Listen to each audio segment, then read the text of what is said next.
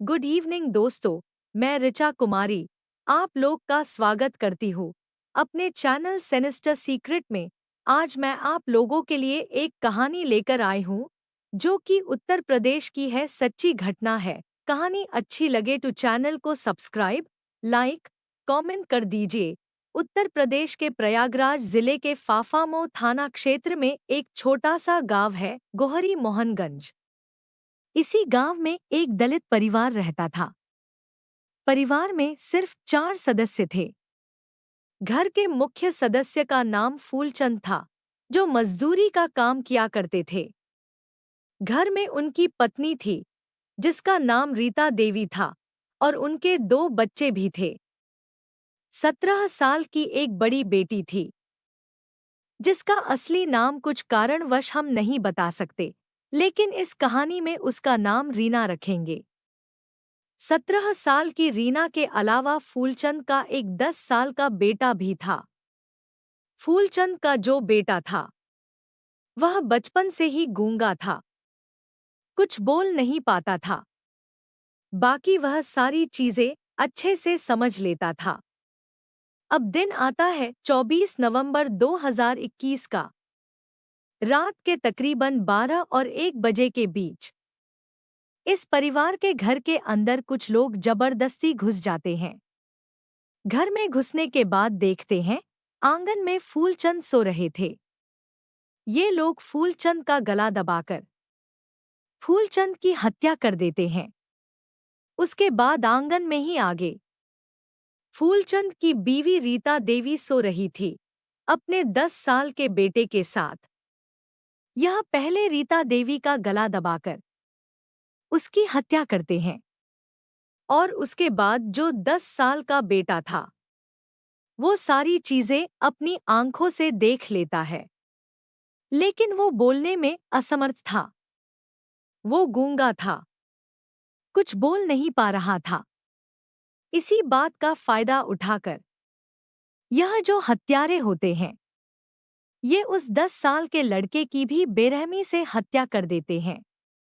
लेकिन इन लोगों का असली मकसद कुछ और ही था। उन तीनों की हत्या करने के बाद ये आगे बढ़ते हैं, और इस घर में एक अलग कमरा था। उस कमरे में जाते हैं जहां पर इस घर की 17 साल की बेटी रीना सो रही थी। ये 3-4 लोग वहां जाते हैं। पहले ये जाकर रीना को काबू में करते हैं, उसके मुंह में कपड़ा ठूंस देते हैं, और 2 लोग उसके हाथ पैर पकड़ते हैं। और उसके बाद 2 लोग जो होते हैं, वह बेरहमी से रीना के कपड़े फाड़ना शुरू कर देते हैं। जब उसके सारे कपड़े उतर जाते हैं, फिर यह सारे लोग बारी बारी से 17 साल की रीना के साथ दुष्कर्म करते हैं। जब इनका मन भर जाता है, तो इन्हें लगता है कि अब रीना को भी जिंदा छोड़ना ठीक नहीं, नहीं तो हम पकड़े जाएंगे। इसलिए गला दबाकर रीना की भी हत्या कर देते हैं, और उसकी हत्या करने के बाद उसके निर्वस्त्र शरीर को उसी कमरे में छोड़कर वहां से फरार हो जाते हैं। यहाँ तक कि कहानी जानने के बाद आपको ऐसा लग रहा होगा कि इस कहानी में भी कोई आपसी रंजिश के चलते इस परिवार की हत्या करके बेटी के साथ दुष्कर्म किया गया। लेकिन इस केस में जितनी चीजें साफ दिखाई दे रही हैं, उतनी साफ थी नहीं। तो चलिए आज के इस वीडियो में इस परिवार के हत्याकांड के पीछे की पूरी सच्चाई जानते हैं। 24 नवंबर 2021 की रात को यह पूरा हत्याकांड हुआ था। अगले दिन यानी कि 25 नवंबर 2021 को इस परिवार के पास जो पशु थे, जो बकरी और जो गाय थी, वह सुबह बहुत जोर-जोर से चीख रही थी।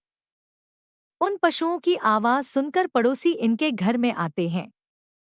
तब जाकर पड़ोसियों को पता चलता है कि पूरे परिवार की किसी ने बेरहमी से हत्या कर दी है, और घर की 17 साल की बेटी का दुष्कर्म करके उसकी भी हत्या कर दी है।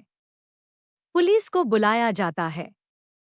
प्रयागराज पुलिस मौकाए वारदात पर पहुंचती है। क्योंकि एक दलित परिवार था।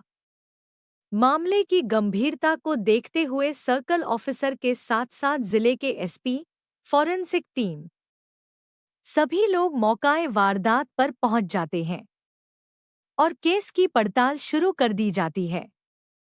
परिवार के चारों सदस्य की बॉडी को पोस्टमार्टम के लिए भेज दिया जाता है। पोस्टमार्टम रिपोर्ट में पुलिस को यह भी पता चलता है कि घर की 17 साल की बेटी रीना के साथ एक से ज्यादा लोगों ने दुष्कर्म किया था और पुलिस अपनी तफ्तीश में लग जाती है। सबसे पहले गांव वालों से पूछताछ होती है और पुलिस के सामने जो पहला सुराग आता है वो यह है कि इस परिवार को कुछ जमीन सरकार की तरफ से मिली थी इनके भरण पोषण के लिए, और उस जमीन पर गांव के ही किसी ऊंची जाति वाले व्यक्ति की नजर थी। वो उस जमीन को कब्जा करना चाहता था, जिसके चलते पहले भी कई बार इस दलित परिवार के साथ मारपीट और लड़ाई झगड़ा हुआ था, जिसके चलते इन्होंने SC/ST एक्ट में जाकर पुलिस में रिपोर्ट भी दर्ज कराई। लेकिन वह जो परिवार था, वह परिवार अपने पैसे के दम पर बच जाता था और सबसे पहले पुलिस का शक उसी परिवार की तरफ जाता है कि शायद इस जमीनी विवाद के कारण ही इस पूरे परिवार की हत्या की गई है। साथ ही घर की बेटी का दुष्कर्म भी किया गया है। पुलिस सबसे पहले उस परिवार की जानकारी इकट्ठा करके और 11 लोगों के खिलाफ FIR दर्ज करके उन 11 लोगों को ढूंढना शुरू कर देती है। जिन 11 लोगों के खिलाफ FIR दर्ज हुई थी, उसमें से 4 लोगों को पुलिस हिरासत में ले लेती है। बाकी के जो लोग हैं, वह अलग अलग शहरों में रह रहे थे। पुलिस उनकी भी जानकारी जुटा रही थी। एक एक करके सभी 11 लोगों से पूछताछ होती है। इसमें कई लोगों की गिरफ्तारी भी होती है। यह मामला 2021 में इतना ज्यादा हाईलाइट हो गया था कि कई सारे विपक्षी दल जैसे कांग्रेस पार्टी की अध्यक्ष प्रियंका गांधी भी मौकाए वारदात पर पहुंची थी। समाजवादी पार्टी, आम आदमी पार्टी, सभी की तरफ से इस दलित परिवार को न्याय दिलाने की गुहार लगाई जा रही थी। पुलिस भी ताबड़तोड़ छापेमारी करके उन 11 लोगों की तलाश कर रही थी और देखते ही देखते पुलिस उन 11 लोगों को बरामद कर लेती है। फिर इनकी बारीकी से छानबीन शुरू होती है। जिस रात ये हत्याकांड हुआ उस रात ये व्यक्ति कहाँ थे, इनकी मोबाइल लोकेशन, CCTV कैमरों की मदद से पुलिस को यह देखने को मिलता है कि इन 11 में से लगभग 7 व्यक्ति उस वक्त अलग अलग शहरों में मौजूद थे, जिसके साक्ष्य पुलिस को मिल गए थे। यानी कि उनका इस केस में या फिर इस हत्याकांड में कोई भी हाथ नहीं था। 4 व्यक्ति ऐसे थे जो यह पुष्टि नहीं कर पाए थे कि उस रात वो कहाँ थे, लेकिन उनके खिलाफ भी कोई ऐसा प्रमाण पुलिस को नहीं मिला था जिससे ये कहा जा सके कि ये 4 लोग इस हत्याकांड में शामिल थे। अब यह सारी जद्दोजहद देखते हुए जब इस केस में आगे कोई सुराग नहीं मिलता, तो 22 फरवरी 2022 को इस केस को सुलझाने के लिए एक SIT यानी स्पेशल इन्वेस्टिगेशन टीम का गठन कर दिया जाता है। अब SIT सबसे पहले इस परिवार के मोबाइल को अपने कब्जे में लेकर उनकी डिटेल्स निकालती है। परिवार ने किन किन लोगों को पिछले कुछ दिनों में कॉल किया था, इस रंजिश के अलावा क्या किसी और से भी कोई रंजिश, यह सारे तथ्य जुटाए जाते हैं और इसी कड़ी में SIT को मालूम चलता है कि घर की जो 17 साल की बेटी थी, जिसका नाम रीना था, उसके मोबाइल पर पिछले कुछ समय से एक लड़का कॉल और मैसेजेस कर रहा था। वो मैसेज में बार बार एक ही बात लिखता था, मैं तुमसे बहुत प्यार करता हूँ। अब पुलिस को मालूम चलता है कि कहीं ना कहीं इस केस में इस लड़के का भी रोल हो सकता है। पुलिस उस नंबर से उस लड़के की जानकारी निकालती है तो मालूम चलता है कि यह लड़का पास के ही गांव का रहने वाला है, जिसका नाम पवन कुमार सरोज है। वैसे तो यह लड़का ज्यादा पढ़ा लिखा नहीं था, दिहाड़ी मजदूरी का काम करता था। पुलिस इस लड़के को उठा लेती है और जब सख्ती से पूछताछ होती है तो यह एक ऐसा कबूलनामा करता है जिससे इस केस की पूरी रूपरेखा ही पलट जाती है। यह जो पवन कुमार सरोज नाम का लड़का पुलिस को बताता है कि रीना के एक पड़ोसी के माध्यम से इसने रीना का नंबर कुछ दिन पहले लिया था। इसने कई बार रीना को रास्ते से आते जाते देखा था। इसका कहना था कि रीना इसे बहुत ज्यादा पसंद आ गई थी। यह रीना से एक तरफा प्यार करने लगा था। हालांकि इसने अपने प्यार का इजहार कभी भी रीना से नहीं किया था। अब रीना के पड़ोसी से जब इसे रीना का नंबर मिल जाता है तो यह रीना को लगातार मैसेज किया करता था, मैं तुम्हें बहुत प्यार करता हूँ। जब यह कॉल करता था तो वो लड़की उधर से यही कहती थी, मैं तुम्हें जानती नहीं हूँ। तुम कौन हो? तुम कहाँ से कॉल कर रहे हो? ऐसे प्यार का इजहार करने का कोई मतलब नहीं बनता। अगर तुम सच में मुझसे प्यार करते हो तो एक बार मुझे बता दो कि तुम कौन हो। लेकिन यह लड़का एक तरफा प्यार में इतना पागल हो गया था। इसे डर था कि अगर इसने अपनी आइडेंटिटी रिवील कर दी तो लड़की रिपोर्ट न करवा दे। इसीलिए इसने कभी नाम नहीं बताया, बस यही दोहराता रहा, मैं तुमसे बहुत प्यार करता हूँ। इस बात से तंग आकर रीना ने एक दिन मैसेज कर दिया, तुम तो मुझसे प्यार करते हो लेकिन मैं तुमसे नफरत करती हूँ। मेरे पास मैसेज और कॉल करना बंद कर दो। और यही बात इस पवन कुमार सरोज के दिल पर लग जाती है। इस दानव को इतना हर्ट होता है कि यह रीना को मारने का प्लान बना लेता है। इस प्लान में यह अपने 3 दोस्तों को शामिल करता है और 24 नवंबर 2021 की रात को यह अपने गांव से अपने तीनों दोस्तों को लेकर रीना के घर जाता है। पहले उसके घर में घुसकर सबसे पहले फूलचंद की हत्या, फिर माता रीता देवी की हत्या, फिर 10 साल के उस गूंगे भाई की भी गला घोटकर हत्या।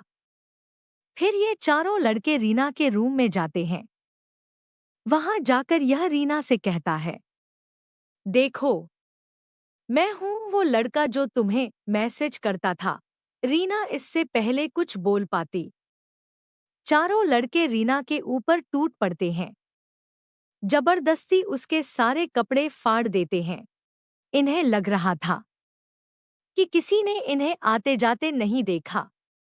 गली में कोई सीसीटीवी नहीं, तो ये कभी पकड़े नहीं जाएंगे। हत्यारे को यह बात कभी भूलनी नहीं चाहिए कि चाहे वो कितना भी शातिर हो, वो कहीं ना कहीं गलती जरूर कर देता है। इस लड़के ने भी यही गलती की कि उसके मोबाइल की डिटेल रीना के फोन में पहले से थी। पुलिस ने पवन कुमार सरोज के साथ साथ उसके तीनों दोस्तों को भी अरेस्ट कर लिया, साथ ही उस लड़के को भी जिसने रीना का नंबर दिया था। गांव के जिन 11 लोगों पर शक था उन सभी को छोड़ दिया गया, क्योंकि उनके खिलाफ कोई सबूत नहीं था ही नहीं। दोस्तों, सच्चा प्यार सम्मान और सहमति पर आधारित होता है, न कि जबरदस्ती, हिंसा या बदला लेने पर। इस मामले में पवन कुमार सरोज का एक तरफा प्यार इतना विकृत हो गया कि उसने रीना और उसके परिवार को मार डाला। यह दिखाता है कि बिना समझ, संवेदनशीलता और सीमाओं का सम्मान किए हुए प्रेम घातक बन सकता है। प्यार में किसी की इच्छा और सम्मान का हमेशा ख्याल रखना चाहिए। जबरदस्ती या मनमानी प्यार नहीं, अपराध है। दोस्तों, इस घटनाक्रम को साझा करने का मेरा मकसद किसी के दिल को ठेस पहुंचाना नहीं है, बल्कि इस कहानी के माध्यम से लोगों को जागरूक करना है। बिना सामने वाले की सहमति के प्यार जताना अपराध की तरफ पहला कदम है। किसी लड़की का ना कहना उसका पूरा हक है। यह किसी को हिंसा का अधिकार नहीं देता। लगातार मैसेज, पीछा करना, परेशान करना, इन्हें नज़रअंदाज नहीं करना चाहिए। स्वस्थ रहिए, सतर्क रहिए। धन्यवाद।